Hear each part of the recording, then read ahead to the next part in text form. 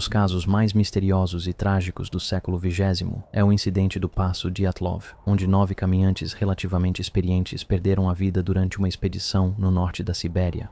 Apesar das tentativas dos investigadores russos de atribuir as mortes a uma avalanche, o caso continua envolto em especulações e rumores sombrios. Teorias sugerem desde experimentos do governo até abduções alienígenas como causas dessas mortes. Para quem não conhece os detalhes, eram 10 excursionistas liderados por Igor Alexeyevich Dyatlov, alpinista experiente que já tinha feito a mesma viagem no ano anterior. Acompanhavam-no 7 homens e 2 mulheres, a maioria estudantes ou formados pelo Instituto Politécnico dos Urais, em Sverdlovsk Oblast, Rússia, atualmente conhecido como Universidade Técnica Estatal Ural-Yeltsin. Eram pessoas inteligentes e capazes, estudando diversas áreas, incluindo engenharia de rádio, economia de energia e faculdades geotécnicas. E, notavelmente, um dos membros era instrutor de esqui e guia profissional, participando para obter créditos para sua qualificação como instrutor especialista. A princípio, tudo parecia bem para o grupo de jovens aventureiros, mas alguns pesquisadores sugerem que a viagem estava fadada ao fracasso desde o início. O grupo chegou de trem a Ivdel, uma cidade no Oblast de Sverdlovsk, Rússia, em 25 de janeiro de 1959. Depois pegaram um caminhão até Vizhai antes de iniciar a caminhada ao desafiador Monte Otortan em 27 de janeiro. Em 28 de janeiro, um dos membros, Yuri Yudin, teve que voltar devido a dores nas articulações, deixando os 9 restantes para continuar a jornada. Os diários deles não mostram sinais de angústia. Tudo parecia estar ocorrendo conforme o planejado. Em 1º de fevereiro, o grupo havia percorrido apenas 4 quilômetros e ainda estava a cerca de 16 quilômetros de seu destino. Enfrentando um clima rigoroso, mas não extremo, eles desviaram do curso em cerca de 500 metros e montaram um acampamento para passar a noite em uma encosta da montanha Kholat-Syakhl. Apesar das condições desafiadoras, elas não eram comparáveis aos perigos comuns em escaladas como as do Everest. Os caminhantes jantaram por volta das 6 ou 7 da noite quando 2 dos membros saíram da barraca, provavelmente para se aliviar. Acredita-se que fossem Semyon Zolotaryov e Nikolai Tibobriniol. Pouco depois, algo deu terrivelmente errado. Eles deveriam voltar a Vizhai até 12 de fevereiro. Aga avisou Yudin que poderiam se atrasar, mas prometeu enviar um telegrama ao chegar. Então, quando a data de chegada chegou e passou, a preocupação inicial foi mínima. Com o passar dos dias sem notícias, as famílias dos excursionistas ficaram mais ansiosas e formaram uma equipe de busca com estudantes e professores. Eventualmente, o envolvimento do exército e da polícia intensificou os esforços de busca, levando ao envio de aviões e helicópteros. No entanto, foi uma busca terrestre que finalmente levou à descoberta da barraca abandonada do grupo em 26 de fevereiro, 25 dias após o misterioso desaparecimento deles. Um estudante que participava das buscas encontrou a barraca, que estava caída e enterrada sob a neve por dentro. Os excursionistas deixaram sapatos e equipamentos para trás e a barraca estava rasgada por dentro. Isso indicava que os ocupantes saíram às pressas, alguns descalços e outros usando apenas um sapato. Relatórios indicaram que 8 ou 9 pegadas eram visíveis, mostrando que o grupo havia se afastado da barraca andando e não correndo. As pegadas iam até a borda da floresta. Lá, sob um grande cedro, os investigadores encontraram uma fogueira e os corpos de 2 caminhantes, Yuri Krivoshenko e Yuri Doroshenko. Vestiam apenas roupas de baixo e estavam descalços. Marcas em uma árvore próxima indicavam que alguém subiu nela desesperado, pois fragmentos de pele foram achados na casca. O legista revelou posteriormente que seus corpos haviam sido movidos após a morte. Em 27 de fevereiro, os corpos de Igor Dyatlov e Zenida Kolmogorova foram encontrados e 6 dias depois, Rustem Slobodin também foi localizado. Os 3 estavam posicionados de modo a indicar que tentavam retornar à barraca. Um exame médico revelou que não havia ferimentos que pudessem ter causado suas mortes, levando à conclusão de que eles morreram de hipotermia. Slobodin tinha uma pequena fissura no crânio, mas isso não foi considerado um ferimento fatal. Os 4 membros restantes do grupo, Lyudmila Dubinina, Alexander Kolovatov, Semyon Zolotaryov e Nikolai Tibobriniol, continuariam desaparecidos por mais 2 meses. Antes de serem finalmente encontrados em 5 de maio, enterrados sob 4 metros de neve em um desfiladeiro, aproximadamente 50 metros mais adentro da floresta. Esses 4 indivíduos estavam vestidos de forma mais adequada do que os outros, mostrando sinais de que haviam aproveitado roupas daqueles que haviam falecido antes. Eles claramente entendiam os perigos que enfrentavam e tomaram todas as medidas possíveis para se protegerem e se manterem aquecidos. Eles cavaram cuidadosamente uma toca na neve e a forraram com galhos para isolar. Um exame dos corpos revelou que 3 deles haviam sofrido ferimentos fatais. Thibaut Brignol teve graves danos no crânio, enquanto Dubinina e Zolotaryov sofreram fraturas graves no tórax. E, de acordo com o legista, a força necessária para causar tais danos teria sido extremamente alta, embora, notavelmente, os corpos não apresentassem ferimentos externos. Dubinina também foi encontrada sem a língua, partes dos lábios e um fragmento do crânio. De forma perturbadora, as autoridades concluíram que removeram a língua dela enquanto ainda estava viva. Essas descobertas mudaram drasticamente a investigação, indicando que o incidente era mais que um simples acidente de caminhada. Após localizarem todos os membros do grupo e determinarem as causas das mortes, foi curioso que o caso criminal tenha sido encerrado oficialmente em 28 de maio de 1959.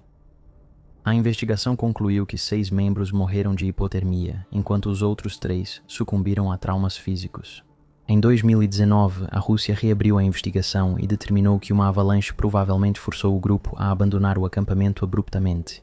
O incidente provavelmente ocorreu em condições de baixa visibilidade e, como os indivíduos estavam inadequadamente vestidos, acabaram sucumbindo à hipotermia. Além disso, um estudo realizado por cientistas em 2021 sugeriu que um tipo específico de avalanche, conhecida como avalanche de placa, poderia explicar algumas das lesões observadas nas vítimas. A teoria da avalanche, no entanto, não está isenta de falhas. Nunca houve nenhuma prova concreta de que uma avalanche realmente ocorreu na noite em questão, e investigações posteriores revelaram que, se uma avalanche de fato tivesse acontecido, a neve teria caído na direção oposta de onde os campistas haviam montado suas barracas. Além disso, não é certo que uma avalanche removeria a língua de alguém como se espera. Nos anos seguintes ao incidente, houve uma enxurrada de especulações sobre o que realmente aconteceu com aqueles infelizes excursionistas. E com tantas perguntas ainda sem resposta, decidimos explorar algumas teorias alternativas sobre o que pode ter acontecido naquela noite. Essas teorias sugerem a possibilidade de OVNIs e encontros alienígenas, uma operação militar ou experimento que deu errado, ou o envolvimento de uma criatura misteriosa. Então vamos mergulhar e, primeiro, explorar o intrigante cenário de que alienígenas e OVNIs foram os responsáveis. Para os céticos sobre vida extraterrestre, a ideia de envolvimento alienígena parece um tanto exagerada. Ainda assim, até Lev Ivanov, o investigador soviético designado para o caso Dyatlov, ficou perplexo e declarou abertamente que os 9 excursionistas morreram devido a uma força elemental desconhecida que eles não conseguiram superar. Pela natureza intrigante do caso, ele cogitou especialmente um contato com alienígenas. Isso ocorreu porque, quando os excursionistas sumiram, relataram esferas e luzes laranja brilhantes sobre a área onde seus corpos foram achados. Essa teoria ganhou ainda mais força quando a equipe de Ivanov observou que o topo dos pinheiros próximos parecia queimado de uma forma que não correspondia a danos típicos de incêndio. Mais tarde, Ivanov revelou publicamente que foi pressionado por autoridades russas a encerrar qualquer investigação sobre a hipótese de OVNIs e foi impedido de acessar quaisquer arquivos da KGB relacionados ao incidente. Mas insistiu que, com base nas evidências, o papel dos OVNIs nessa tragédia era bastante óbvio. Será que ele estava certo? Além das árvores queimadas e luzes alaranjadas, que outras evidências poderiam ligar esse caso a alienígenas? Bem, vamos falar sobre os ferimentos. 4 excursionistas apresentavam ferimentos inexplicáveis. Isso incluía pressão extrema aplicada aos seus peitos, extração da língua e ferimentos no crânio sem quaisquer feridas externas visíveis. Os investigadores da época não conseguiram determinar como esses ferimentos ocorreram. Esses ferimentos incomuns seriam parecidos com os observados mundialmente em animais, frequentemente ligados a encontros alienígenas? Será que os excursionistas foram pegos em algum tipo de experimento extraterrestre? Todas as roupas dos excursionistas foram testadas para radiação, embora eu não saiba porque isso é procedimento padrão, mas foi feito. E o resultado surpreendente revelou que as roupas de 2 dos excursionistas continham material radioativo, indicando que eles haviam sido expostos a uma quantidade significativa de radiação. Se compararmos isso ao incidente de Cash Landrum, um caso fascinante de 1980 envolvendo um avistamento de OVNI em uma estrada remota de 2 pistas cercada por densas florestas no Texas. Encontramos alguns paralelos intrigantes nesse incidente. O OVNI em questão supostamente irradiava uma quantidade intensa de calor e brilhava muito intensamente. As pessoas nos carros próximos pararam com medo de serem queimadas se chegassem muito perto, quando saíram para dar uma olhada mais de perto. O objeto lançou chamas em cone, forçando-os a recuar para seus veículos e fugir do calor. Pouco depois, 23 helicópteros militares apareceram inesperadamente e a nave foi perseguida. Mas quem foi exposto à luz da nave apresentou problemas de saúde logo depois. E exames médicos indicaram que eles sofreram danos compatíveis com exposição à radiação ionizante, semelhantes a casos envolvendo doses significativas de radiação.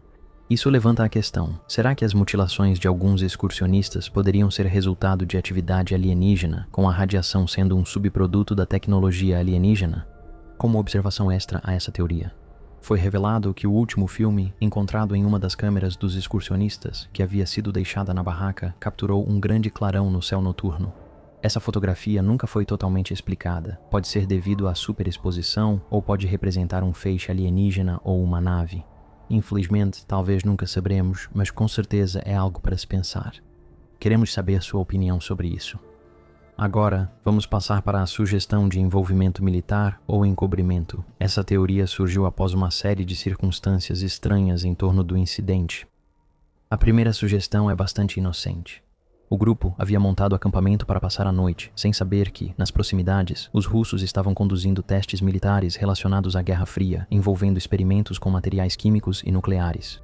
Os militares acreditavam que a área estava segura e prosseguiram com seus testes, provavelmente causando as luzes estranhas no céu que as testemunhas relataram.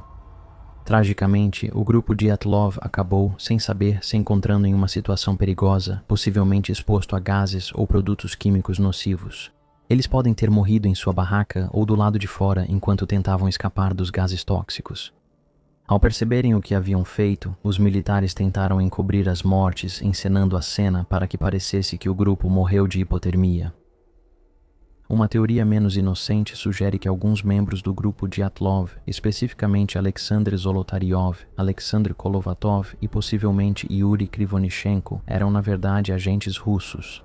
Segundo essa narrativa, a expedição serviu de fachada para um encontro com espiões americanos nas montanhas, permitindo que eles entregassem amostras radioativas e capturassem imagens sem o conhecimento dos demais membros da equipe quando o encontro finalmente aconteceu.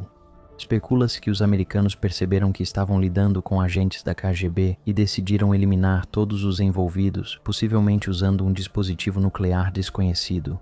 Eles então fizeram de tudo para encobrir seus rastros, disfarçando o que aconteceu como um trágico acidente.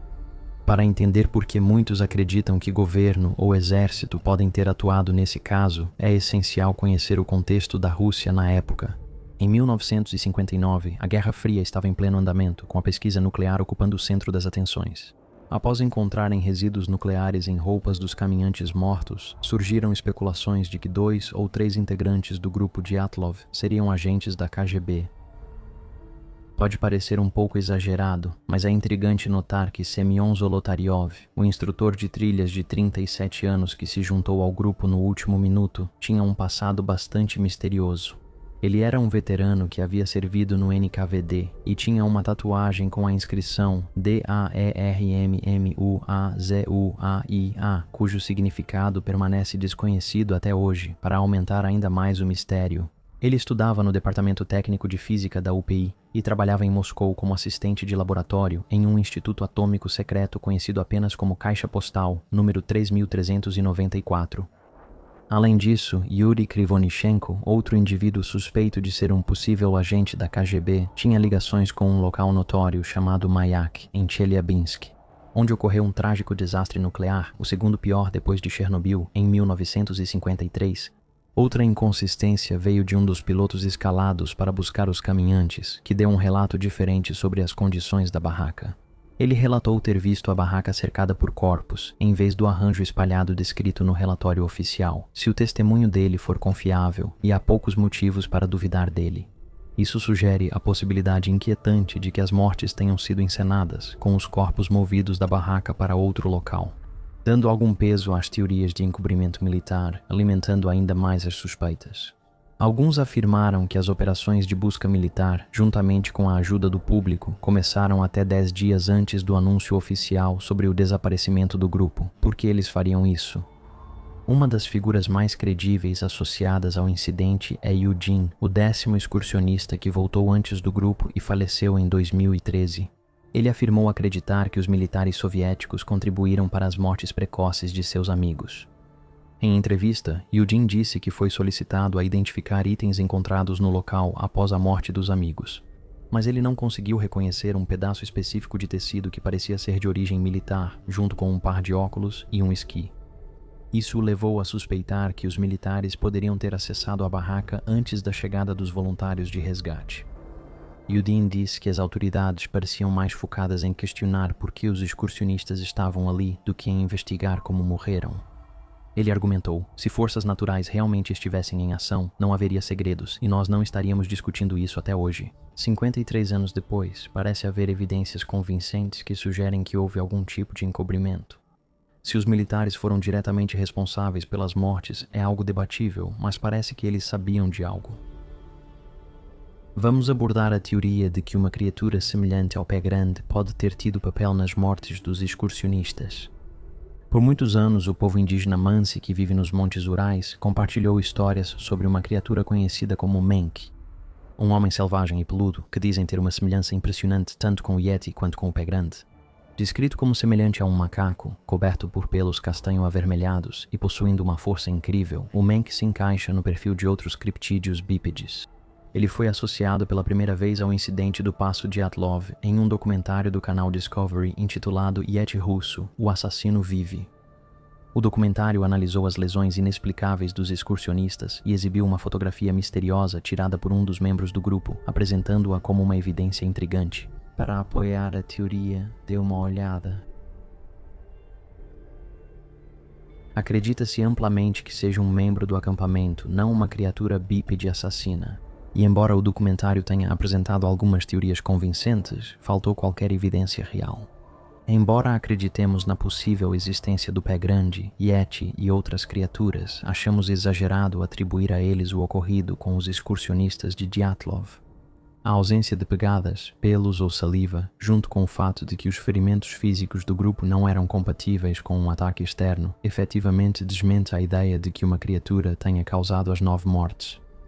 A verdadeira história do que aconteceu naquela noite fatídica continua envolta em incertezas e, apesar das especulações contínuas e de inúmeras teorias, a verdade continua a nos escapar. Refletindo sobre esse evento trágico, nossos sentimentos vão às famílias e amigos das vítimas, cujas vidas foram mudadas para sempre por essa perda. Considerando as décadas que se passaram e a natureza frequentemente sigilosa das autoridades russas, parece improvável que descobramos uma resolução definitiva tão cedo.